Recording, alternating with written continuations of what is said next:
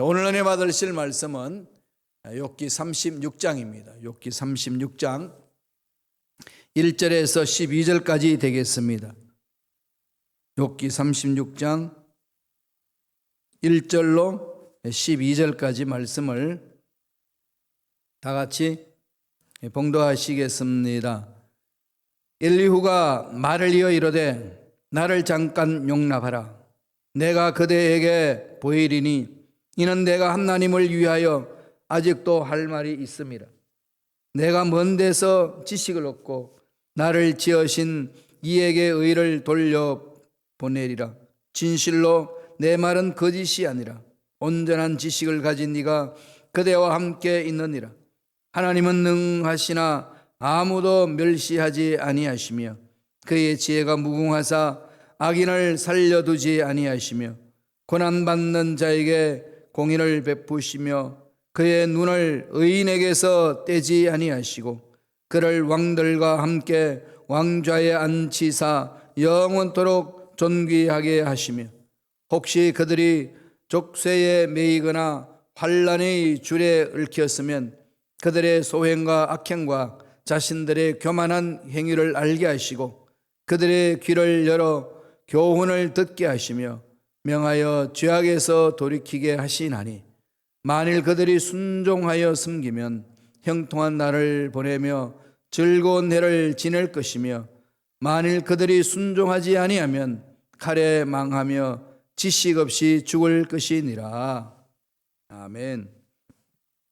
이 말씀으로 하나님의 신비로운 하나님의 섭리에 대해서 은혜 말씀을 나누겠습니다. 36장 요지는 엘리후가 욥을 은근히 비난하는 말투로 하는 거죠. 말은 다 맞는 말이잖아요. 하나님 앞에 가려면은 거룩한 자가 돼야 되고 의로운 자가 돼야 되고 하나님은 의로운 자를 무시하지 아니하고 하나님은 의로운 자를 보살펴 주시고 하나님은 의로운 자를 그렇게 구름등에 빠지게 하시지 않는다. 이렇게 논지를 펼치죠. 그 말은 무슨 말이죠? 욥이 고난받고 있는 것은 의인이 아니었기 때문에 네가 의인이라고 이야기하지만은 죄악을 범한 인간이었기 때문에 이런 고난이 있는 거다. 이렇게 우회적으로 이렇게 공격해 오는 거죠. 그러면서 엘리야가 하는 말이 있습니다. 고난에도 의인의 고난에도 신비가 있다. 36장 주제는 신비한 고난에 대해서 말씀을 합니다. 하나님이 엘리야를 통해서 말씀하는 거죠. 35장에 이어서 36장에도 하나님의 공의와 하나님의 권능이 어떻게 일어나는지를 대해서 강조하고 있습니다. 고통이 욥을 연단시키는 수단이 될 수 있습니다. 그건 뭐 사실이죠. 저와 여러분들이 이 세상 살면서 고통이 고난이 있는 것은 주님의 형상을 닮아가도록 만드는 그런 수단이고 통로지 않습니까? 그런데 욥이 하나님의 뻘벌을 쓰기 위하여서 연단하는 거라고 그렇게 해서 고난을 준 것이라고 하면은 너무 악한 거죠. 그렇지 않나요? 그렇게 해석해버리면은 욥에게는 너무 어려운 문제입니다. 하나님 앞에 몸부림쳤는데 우리 욥기 1장 2장에서는 욥이 하나님 앞에 몸부림치는 모습을 그려놓고 있잖아요. 그리고 하나님도 인정해 주시고 동방의 의인이다까지 칭찬하셨고 그래서 하나님으로부터 엄청난 은혜를 입고 복을 누리며 살고 있는 그곳에 천상에서 일어난 사건으로 하나님이 어느 정도 허용하는 거 아니겠습니까? 하나님의 그 허용 뜻이 욥을 고난으로 몰고 가서 연단시켜서 더 멋진 사람을 만드시겠다 이런 의도는 아니었다는 겁니다. 그러므로 엘리후가 일반적으로 고난하는 사람을 연단시키고 하나님 형상대로 만들게 하는 겁니다 라고 말한 것은 맞지만은 그것을 욥의 삶에 그대로 적용하기에는 너무 거리가 있다는 겁니다. 그러니까 욥이 마음에 와닿지 않는 거죠. 침묵을 지키는 겁니다. 물론 그 엘리후가 하는 말을 통해서 욥 자신도 많이 돌아봤지 않겠습니까? 내가 지금 너무 고난 속에 있다고 그 고난에만 바라보고 몸부림치다가 보니까 내 의의를 드러내고자 하는 그러한 어리석음도 있었지 않았나 돌아볼 수는 있습니다. 그건 욥의 이제 몫이고요. 그러나 욥에 대해서 건면할 때는 이렇게 엘리후처럼 또 이렇게 몰고 가서는 안 된다는 거죠. 여러 가지 좋은 얘기들 많이 하지만은 그게 일반적으로 이야기했을 때는 괜찮은 얘기지만은 보편적으로 가지만은 지금 이해할 수 없는 고난을 받고 있는 욥에게는 해당하지 않는다는 거죠. 그리고 욥기에 나타나는 네 사람 엘리바스, 빌닷, 소발, 그리고 욥의 친구는 아닙니다만은 젊은 사람, 지혜로운 자 엘리후가 느닷없이 나타나잖아요. 그러니까 욥이 고난당하는 그 상황 속에 친구들하고 변론하다가 하나님이 임재하시기 직전에 중간에 나타납니다. 꼭 예수님이 오시기를 광야에서 길을 준비하는 침례 요한처럼 엘리후가 지금 그 일을 하는 거죠. 하나님 앞에 온전히 갈 수 있도록 가이드하는 그런 역할을 합니다. 그럴 때에 이 가이드는 어떻게 해야 되겠어요? 잘 인도해야 되는 거 아니겠어요? 그죠? 그런데 지금 엘리후가 하는 말에 대해서는 욥은 아무 대꾸도 하지 않습니다. 한마디도 안 해요. 왜 안 했을까요? 여러 가지 해석할 수 있겠습니다만 제가 보기에는 두 가지인 것 같아요. 들어보나 마는 소리다. 그게 내 지금 고난과 무슨 상관이냐 지금. 이 신비로운 고난에 이해 못하겠다는 거고, 그러면서 또 하나는 그래 내가 돌아볼게. 내 자신을 돌아볼게. 그런 것을 표현하는 모습 아니겠습니까? 오늘 말씀을 통해서 하나님의 신비롭게 역사하시는 그 은혜 어떻게 임할까요? 두 가지입니다. 오늘 이 본문에서 강조하고 있는 것은 첫째로 하나님의 공의죠. 하나님은 공의롭게 하나님의 역사를 돌리십니다. 우리 눈으로 봤을 때는 공의롭지 못하고 뭔가 악인들이 형통한 것 같고 의인들이 또 고난받는 것 같고 어려운 일이 있는 것 같지만은 그 배후에서 역사하시는 하나님의 손길은 공의로우신 분이라는 거죠. 그것을 지금 말씀하고 있습니다. 36장 3절 4절부터 먼저 한번 볼까요? 자막을 통해서 다 같이 한번 읽겠습니다. 내가 먼 데서 지식을 얻고 나를 지으신 이에게 의를 돌려보내리라. 진실로 내 말은 거짓이 아니라 온전한 지식을 가진 이가 그대와 함께 있느니라. 하나님의 의에 대해서 엘리후가 강조를 하는데 욥이 자꾸 자기 의가 너무 결백하다는 거죠. 자기는 의로운 자더라고. 너무 결백해버리면은 의로운 자가 고난받을 수 없는데 그러면 하나님 의는 어떻게 되겠냐. 하나님의 의를 변호하기 위해서 엘리후가 막 말을 하는 겁니다. 근데 엘리후가 하나님의 의를 변론하게 또 하는 말이지만 뭘 놓치고 있나요? 그 고난의 신비가 있는 거죠. 그럼요. 의인이 당하는 고난, 하나님이 불의해서 의인임인데도 불구하고 고난을 받게 하셔서 그렇다. 그러므로 하나님의 의가 문제가 있는 거다. 이런 논리, 얼핏 보면 그런 거 맞는 것 같은데 다른 측면이 있는 거죠. 뭐죠? 하나님의 신비로운 손길. 그 섭리가 있잖아요. 하나님의 역사는요, 늘 이 두 가지입니다. 하나는 심은 대로 거두게 하는 거예요. 심은 대로. 이 자연 위치는 인과율이잖아요. 원인이 있고 결과가 있고. 인과응보가 틀린 건 아니잖아요. 맞는 거지요. 다 원인이 있으니까 결과가 있는 거지요. 하나님의 창조 섭리 그렇습니다. 그래서 하나님이 말씀을 통해서도 선포하시잖아요. 심은 대로 거둔다. 많이 심는 자는 많이 거둘 것이고 적게 심는 자는 적게 거둘 것이고 영으로 심는 자는 영으로 거둘 것이고 육을 심는 자는 육을 거둔다. 그건 만고불변의 법칙입니다. 영적인 질서 속에도 오는 거예요. 하나님은 그 원리 속에서 역사하시는 겁니다. 그런데 거기에 또 하나 뭐가 있죠? 은혜의 법이 있습니다. 은혜의 법칙이죠. 우리는 아무것도 안 했는데 하나님이 복을 주셔요. 예수님 십자가의 은혜잖아요. 우리는 할 일 아무것도 없는데 우리가 뭐 공로가 많아서 선하게 살아서 구원받는 길이 열려졌나요? 아니잖아요. 온전히 십자가의 은혜, 하나님의 일반적인 은혜죠. 일방적인. 그냥 하나님이 사랑으로 그냥 부어주신 겁니다. 이건 심은 대로 거두는 게 아니에요. 그냥 은혜죠. 두 가지 법칙. 심고 거두는 법칙과 은혜 법칙. 의인은 복 받는 거고 의인은 행복한 거고 하나님의 원리예요. 의인을 하나님은 지켜주시는 거. 그런데 의인도 고난받을 때 그럼 이것은 무엇인가? 퀘스천마크를 달 수 있는 거죠.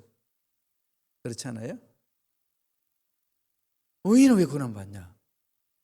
하나님 올바르스를 몸부림쳤는데 거기에 대해서 말하는 겁니다. 거기에는 하나님의 섭리가 있죠. 신비로운 섭리가 있습니다. 이거 인간이 머리로 다 이해 못하는 거지요. 하나님이 역사하시는 손길입니다.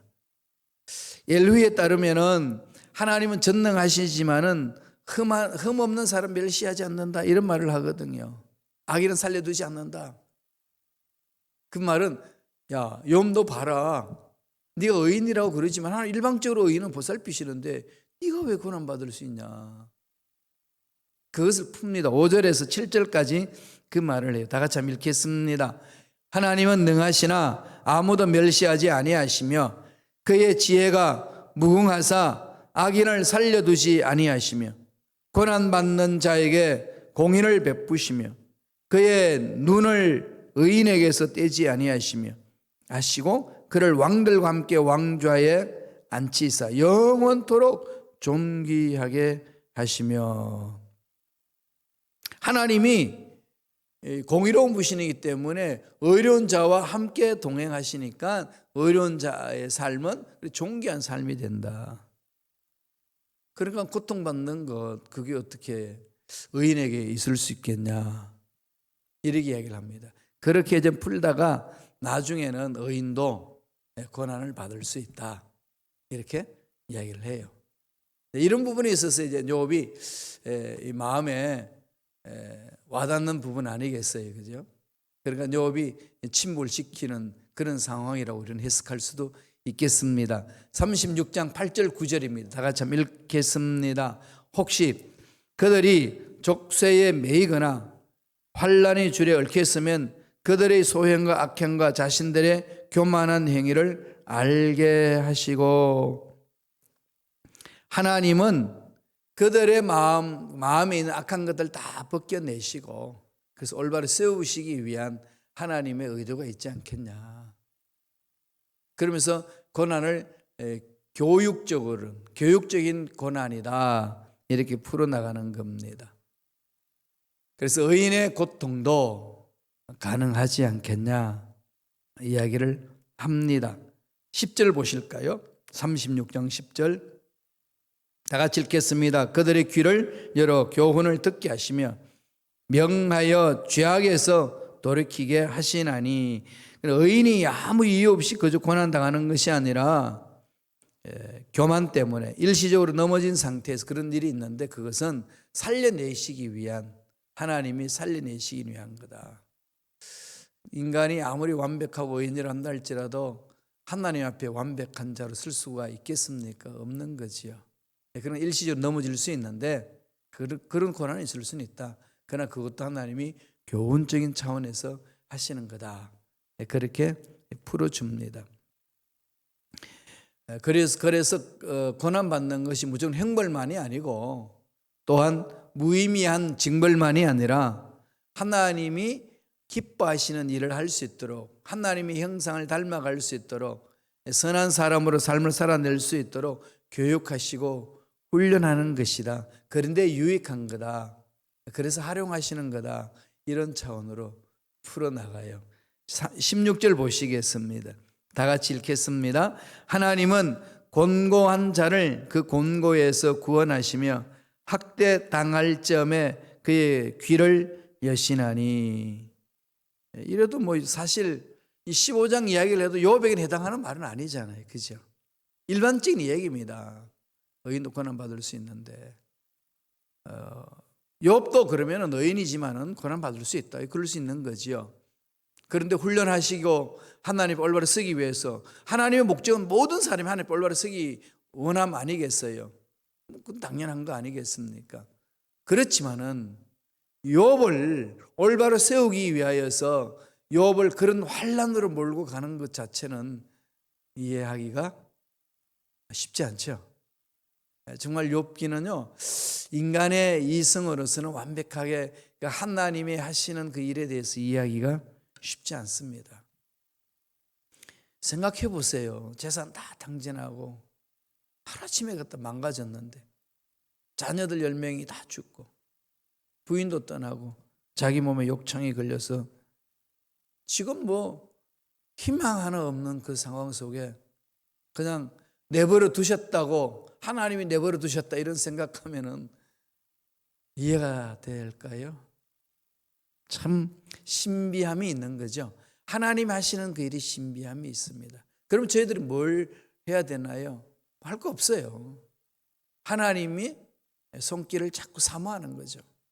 긍휼을 사모하시고 은혜를 사모하시고 하나님의 의를 사모하시고, 하나님이 하시면은 이러한 역사가 일어날 줄로 믿습니다. 그거 아니겠어요? 그러니까 악을 멀리하는 거죠. 힘들고 어려울수록요, 하나님 나를 버리셨다 이런 생각해서는 안 됩니다. 자꾸 그런 생각들을 떨쳐버려야 돼요. 그런 부분들을 오늘 욥에게 엘리야가 이런 말을 합니다. 20절 21절에 36장 20절 21절 다 같이 읽겠습니다. 그대는 밤을 사모하지 말라. 인생들이 밤에 그들이 있는 곳에 끌려가리라. 삼가 악으로 주치지 말라. 그대가 환난보다 이것을 택하였느니라. 이쪽으로 가지. 밤을 사모하지도 말고 악한 것도 사모하지 말고. 사실 욥이 절규를 했잖아요. 그죠? 차라리 태어나지 않았으면 좋겠다. 내가 너희들 소리 들어보니까 차라리 내가 그냥 죽어서 끝냈으면 좋겠다. 생일까지도 그냥 거부해보고 싶은 그 절규가 있었어요. 그걸 다 듣고 있었거든요. 엘리야가 듣고 있다가 그런 말을 하는 겁니다. 우리 어렵고 힘들고 고통 중에 있는 사람, 이 절규할 때 외치는 그 한마디는요, 우리가 듣기에 정말 거북한 말들이 많이 나올 수 있어요. 예수님도 그러잖아요. 십자가에서 엘리 엘리 라마 사박다니, 아버지 아버지 어찌하여 나를 버리셨나이까.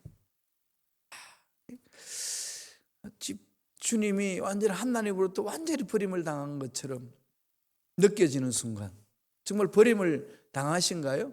죄를 짊어지는 순간에 차단시킨 거죠. 죄를 짊어진 그 모든 일들을 감당하셔야 되기 때문에 구속사역을 이루기 위한 그 상황 아닙니까? 그때 절규거든요. 우리 인생살이 중에도 그런 절규가 있을 때 믿음 없어서가 아니라는 것. 우리는 옆에서 그런 절규하는 사람들의 마음을 잘 보듬어야 될 필요성이 있습니다. 하나님의 사랑과 하나님의 은혜로 품어야 되는 거죠. 기다려주고 함께 해주고 기도해주는 것. 그것만 있으면 됩니다. 그러려면 우리가 먼저 뭐 해야 되죠? 하나님의 사랑이 깊이 체험돼야 돼요. 두 번째로, 오늘 하나님이 섭리하시는 그 방법이 뭐라고 이야기하나요? 하나님의 권능. 하나님 권능으로 역사하시는 거죠. 하나님은 죽은 자도 살리시고 없는 걸 있게 하시는 하나님이시잖아요. 우리 특별 새벽 기도에서 봤듯이 하나님은 빠르게 하나님, 없는 것을 있게 하시는, 무에서 유를 창조하시는 하나님. 이 세상에서 인간들이 할 수 없는 겁니다. 생명이 없는데 생명을 창조하시는 거죠. 하나님만이 할 수 있습니다. 그걸 지금 인간들이 모방하려고 몸부림치는데 안 되는 거지요. 안 됩니다. 죽은 자도 살리시는 것, 생명이 없었는데 생명을 불어넣고 하나님이 창조하시는 아차리 하나님. 우리는 그 하나님을 믿잖아요. 그럼 그 하나님의 권능이 임하시면은 풀어지는 역사가 일어나는 거거든. 내 인생의 문제도, 자녀의 문제도, 앞날의 문제도, 교회 공동체 문제도, 이 세상 정부의 문제도 풀리는 역사가 있습니다. 이런 풀기 위해서는 어떻게 됩니까? 하나님과 깊은 사귐을 가지셔야 돼요. 하나님과 깊은 교제를 해야 돼요. 하나님과 깊은 사귐과 교제가 뭘까요? 날마다 아버지 말씀을 묵상하고 말씀에 근거해서 하나님께 기도하는 거 아니겠습니까? 사랑하는 사람과 대화 나누는 겁니다. 사랑하는 사람과 대화를 나누는데 그게 싫은 이유가 있나요? 따분하고 힘든 일이 있을까요? 아니죠. 사랑하면은 관심이 있고 함께 있고 싶습니다. 그게 사랑하는 사람들이 느끼는 감정이잖아요. 하나님을 사랑하는데 하나님과 대화하기가 싫습니다. 성립되지 않습니다. 그러니까 하나님과의 대화는 뭐죠? 기도잖아요. 기도하는 거죠. 하나님의 권능은 못하실 일이 없습니다. 따라서 의인이 받는 고난은 하나님이 하시는 일이 있다는 거죠. 신비가 있습니다. 우리가 이해할 수 없는 놀라운 신비가 있는 거죠. 그 신비를 깊이 체험하시길 바랍니다. 우리 말씀을 한번 볼까요? 36장 22절 23절입니다. 다 같이 우리 한 목소리를 읽겠습니다. 하나님은 그의 권능으로 높이 계시나니 누가 그같이 교훈을 베푸겠느냐? 누가 그를 위하여 그의 길을 정하였느냐? 누가 말하기를 주께서 불의를 행하셨나이다 할 수 있으랴? 불가능한 거죠. 사도 바울이 이거 토기장을 비유하잖아요. 토기장이 토기를 만드는 토기들이 토기장한테 왜 내 모양 이 모양 이 꼴로 만들었나이까 이렇게 외칠 자가 누가 있느냐는 거죠. 하나님 절대 주권이라는 거죠. 하나님 역사하신다는 겁니다. 우리는 하나님의 능력을 사모하며 바라보는 겁니다. 고난 속에 있어서도 이 속에 하나님의 놀라운 신비가 있는 줄로 믿습니다. 이것을 시편 기자는 깨닫고 뭐라고 그럽니까? 고난이 나에게 유익이었습니다. 고난이 나에게 유익이었습니다. 유익이라고 말할 수 있는 것은 딱 한 가지예요. 뭘까요? 고난의 신비를 깨닫고 이겨내는 거예요. 고난을 이겨내야 고난이 유익이 되는 거지. 고난 때문에 자살을 해버린다든지, 그죠? 고난 때문에 절망해버린다든지, 고난 때문에 주저앉아버리면 고난의 유익함이 뭐가 있겠습니까? 이겨내야 돼요. 버텨야 돼요. 그래야 유익함이 있는 거 아니겠어요? 그렇게 이겨내고 버티려면 어떻게 해야 되나요? 하나님의 그 다스리시는 그 손길, 그 섭리를 깊이 묵상하는 겁니다. 이 신비는 우리가 다 이해할 수 없어요.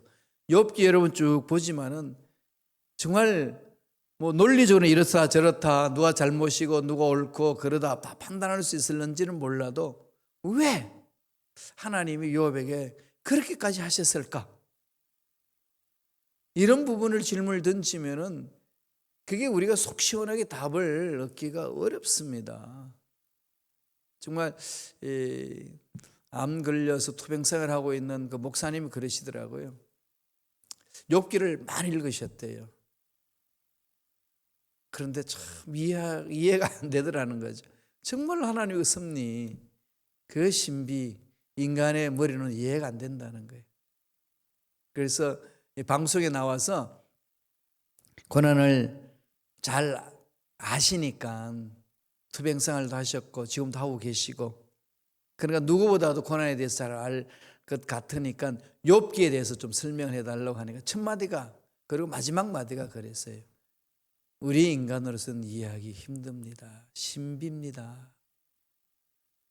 그러셨어요. 전 그 말이 참 마음에 와닿았습니다.